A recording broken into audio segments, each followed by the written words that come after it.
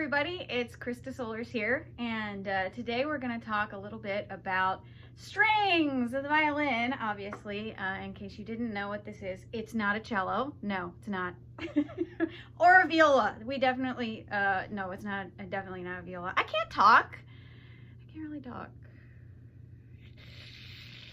So a question I get from a fair number of people who are new to playing the violin is, how often should I change my strings?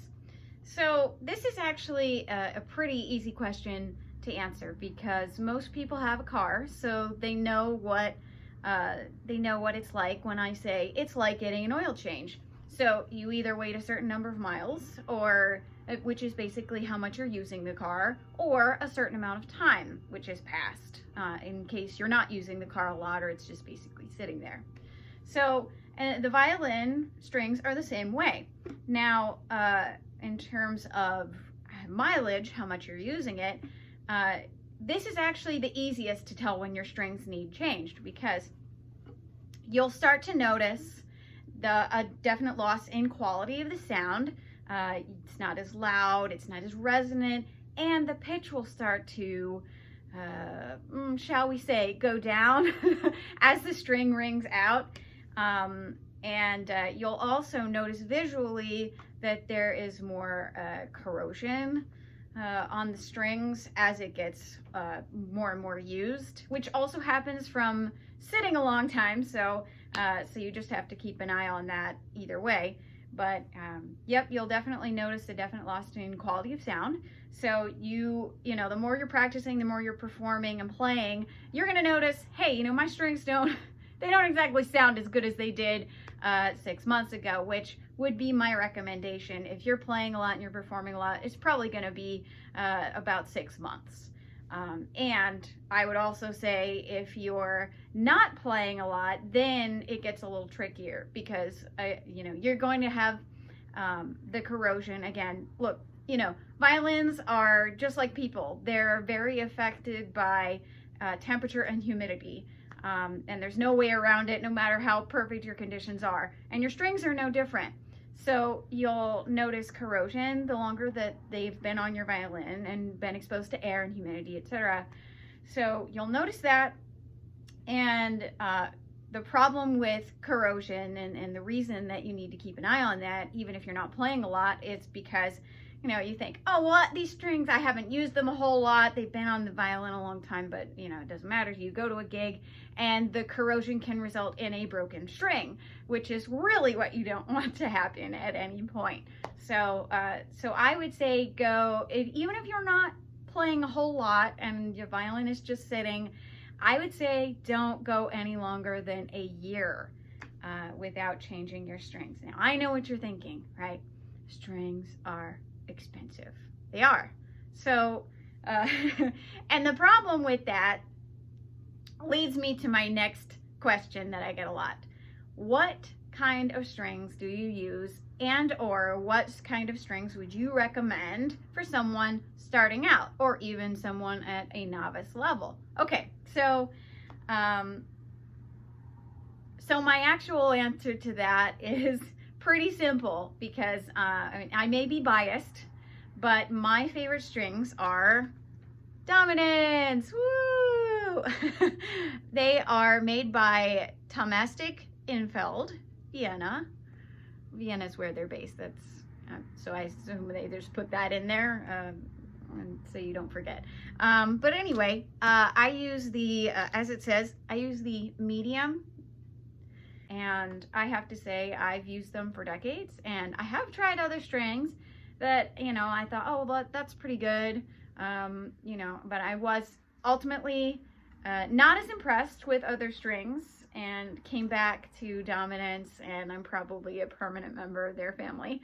And so I use them on all of my acoustic violins, my fiddles, and etc. I use different strings for my electric violin. That's a different thing. We're going to talk about that in another video.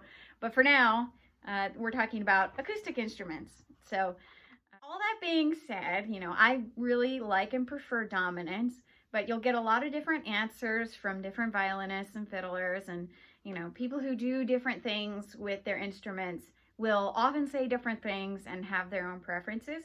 So even though, you know, trying out a bunch of different strings can be an expensive endeavor, I highly encourage you to experiment if you can and ask around, because you never know. You might just find your new favorite string that way. Okay, so the next question I often get asked is, what kind of pickup do you use? Now, okay, so this is an acoustic violin, and to me this violin is worth so much. So I wanted something that was non-invasive and easy to put on and was not sacrificing quality or sound quality in terms of how it sounds to be played with or without the pickup. Like if I wanted to do this for an acoustic performance and didn't want to take the pickup off and put it back on, could I still get good sound out of it? That was important to me. You'll notice now, I'll put this right up close to the camera here. You'll notice that this pickup clamps onto the bridge right here. We'll get it right close. Is that close enough? Is it close enough?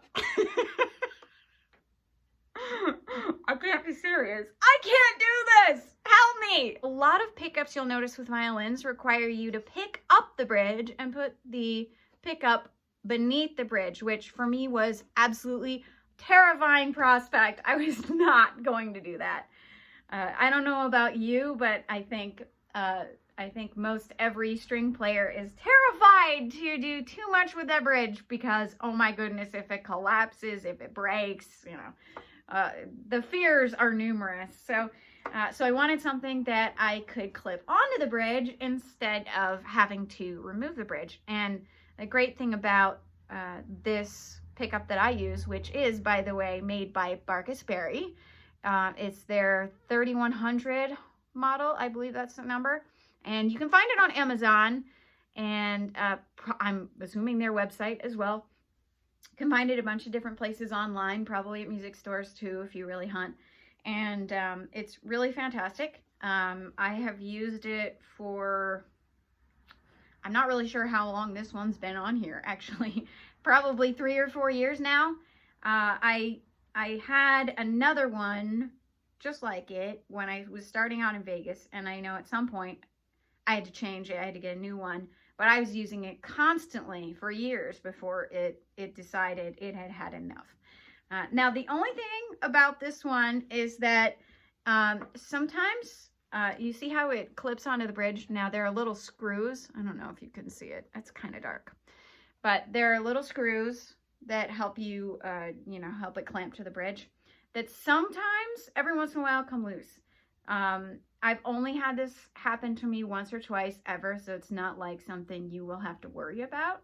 But I always keep this like teeny little screwdriver handy just in case. And just in case I have any issues with that. And like I said, it's only happened once or twice, so not a huge deal. And especially if you're looking for something where you don't have to move your bridge, it's worked really well for me. So now again, I'm only recommending what I know, what I've used, what is battle tested at gig after gig after gig. There are many options out there, so I encourage you to do your own research and see what else you might be interested in. Okay, so another question I get as someone who plays multiple genres, classical, fiddle, whatever, I often get asked, what is the difference between a violin and a fiddle? Well, the short answer is there is no difference. So the only real difference, I joke with people, is the price. Sometimes the violin is more expensive. But also, people do choose to play in different tunings with fiddle. So in terms of string issues, I know we're talking about questions about strings. So sometimes people choose to experiment with different tunings for whether it's original music, whether it's folk, fiddle, whatever the case. So that can change, but you can also change your tuning on your violin if you wish. So that's not really different. It's just something that you run into every once in a while, and it might cause you to question. Last question. So as some of my fans will know, I've actually had this fiddle for quite a long time. So I get asked about it from time to time for people who know me. What's the history of the golden fiddle?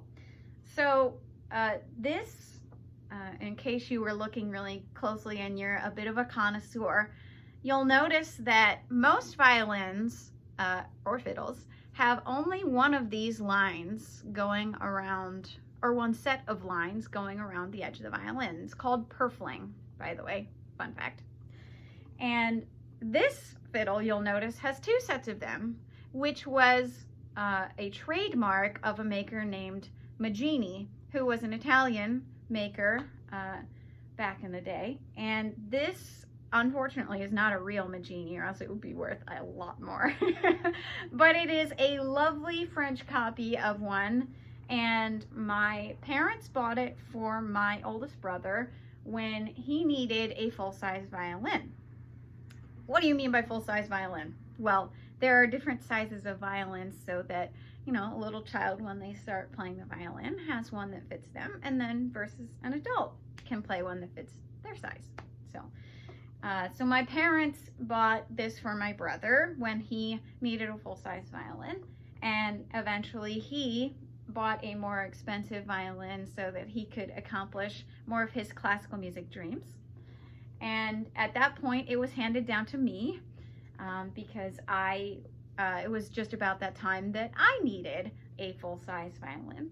So I started using it as my classical violin to do all my pieces and lessons and such with. So I played it for years, and then decided also that at some point I would need something to more advanced to accomplish my classical dreams as well. So, but I was so attached to this that I could not get rid of him. So I kept him, and I have been playing my fiddle music on him for, gosh, probably a decade, 15 years at least. I don't feel like I'm that old, but I guess I am. So, been in the family quite a while. So his name is Midas because he's golden, which he did not acquire that name until later in his history.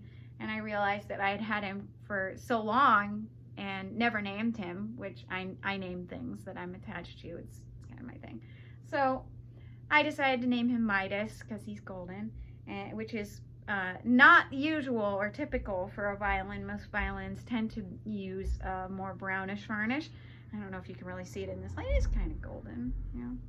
So, and he will never leave my possession because I love him. So, so that's the history of Midas. All right, so I hope that this has been a little bit informative. So stay tuned for more videos. Hit that subscribe button. Is it over here or is it here? I don't know which side it is. Put that subscribe button. This is the first of many videos to come where I give a little how-to or walk you through a few things that I know a little bit about, or a lot about, or a lot of things that I know a little bit about. Also, don't forget to subscribe to see my performances and my gigs, all those videos that I do post here from those as well. Hit the subscribe button, and my PayPal and Venmo links are down there if you like what you see. Hope to see you in the next video. 3, 2, 1, action! Gotta fix the hair. Gotta fix the hair. Uh-oh. Blah, blah, blah, blah, blah, blah. I can't talk. I don't know what's wrong with the tongue today. It's just not working. Well, I hope that this has been